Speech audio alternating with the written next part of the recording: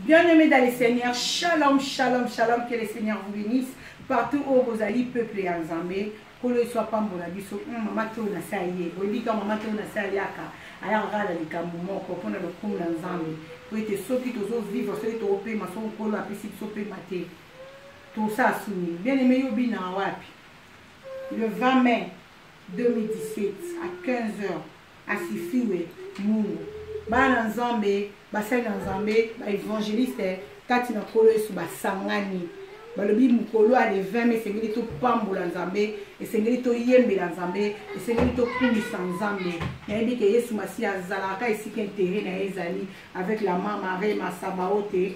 Bande ko belé bazala so na bina balotanga bakombo to lali tilobi.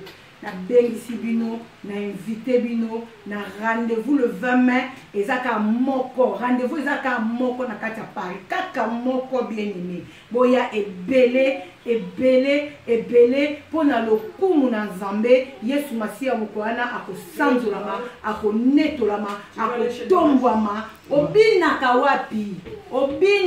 wapi bien aimé. Yo vandi na ndako, le 20 mai biso tozo célébrer kolo Yesu Masia. Yo fandi na ndako, ko fana ndako te boya ebele, adresse yango.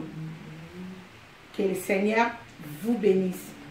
Nzambe alola azabolingo, Nzambe alola azabikamwa, Nzambe alola azamunene. Kombo Yesu Masia nde ekotomba makolo wana, kombo Yesu Masia nde ekosanzola makolo wana. Ezaki bongo ya bino évangéliste Anne Kalambai, mama to na se. Bye bye.